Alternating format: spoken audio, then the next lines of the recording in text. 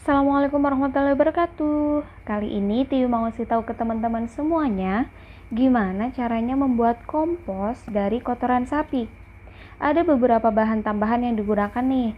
Ada serbuk gergajian kayu, ada arang sekam,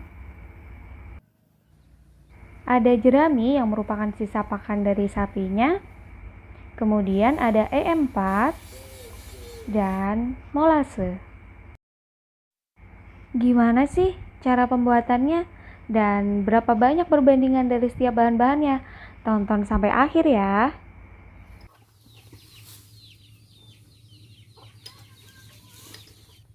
Pertama tentu saja kita kumpulin nih bahan-bahannya. Yang utama ada kotoran sapi.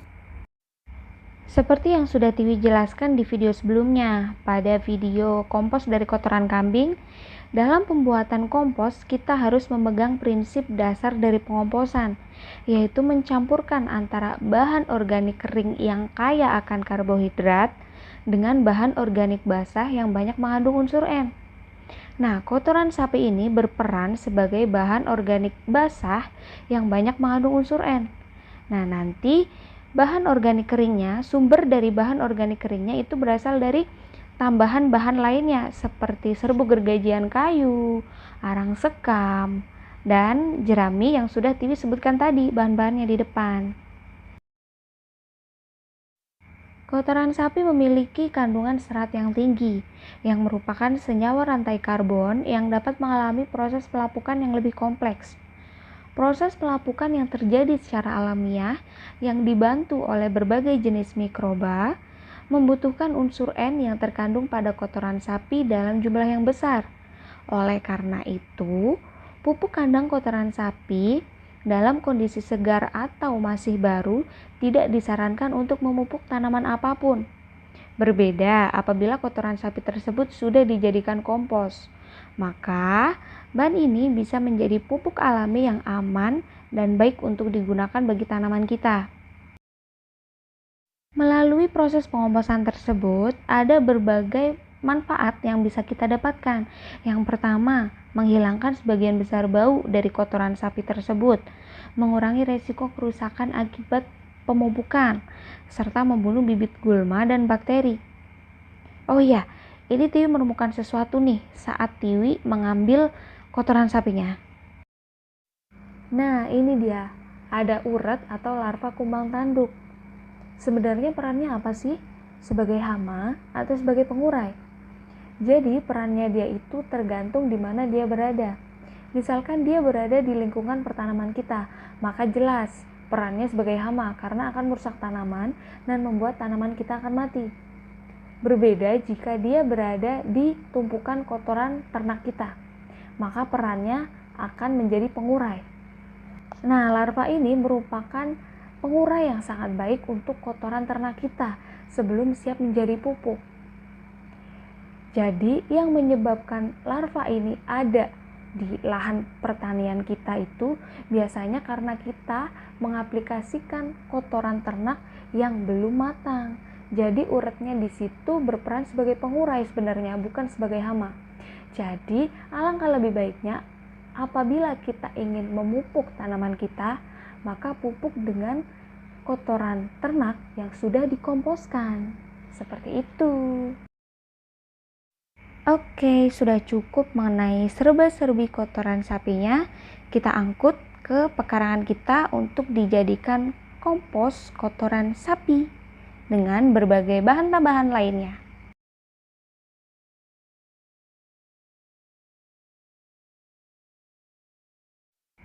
Sampai deh di kebun kita siap eksekusi.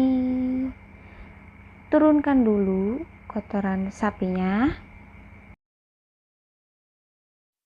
Langsung deh kita tumpahin buat nanti kita campurkan dengan bahan-bahan yang lainnya. Ini ada 6 ember ya kotoran sapinya. Selanjutnya kita siapkan serbuk gergajian kayunya. Ini merupakan stok yang kita miliki. Jadi ketika ada tebang pohon di kebun kita, maka serbuk limbah gergajian kayunya ini kita kumpulkan untuk nantinya kita gunakan sebagai campuran dalam pembuatan kompos.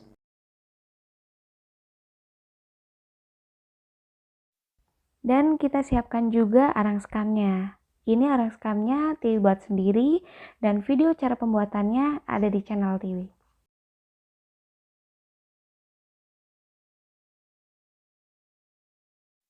Oke, sudah terkumpul semua bahan-bahannya, langsung saja kita eksekusi. Jadi cara buatnya, kita buat per lapis ya. Untuk lapisan pertama, kita kasih kotoran sapinya. Kemudian arang sekamnya dan serbuk gergajian kayunya. Perbandingannya 2:1, lebih banyak kotoran sapinya. Setelah selesai membuat satu lapisan, maka selanjutnya kita akan menyiramnya.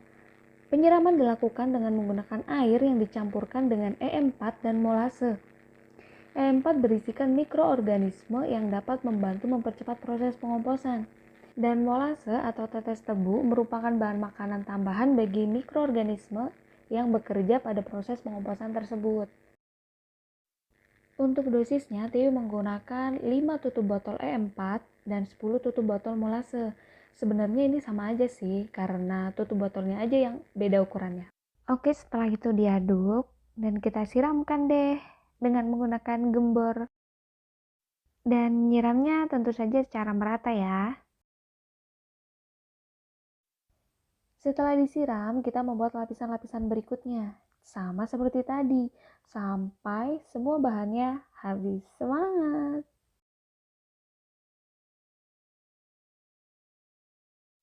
Oke, sampailah kita pada lapisan yang terakhir. Langsung saja kita siram secara merata, kemudian kita tutup menggunakan karung. Penutupan ini berfungsi untuk menjaga kelembapan kompos dengan cara mengurangi laju penguapan akibat terpapar sinar matahari. Karena apabila nantinya kompos sampai kering, maka proses pengomposan dapat terhenti dan kompos akan lama jadinya. Oke, sekian cara pembuatan kompos dari kotoran sapi. Terima kasih, semoga ada manfaatnya. Wassalamualaikum warahmatullahi wabarakatuh.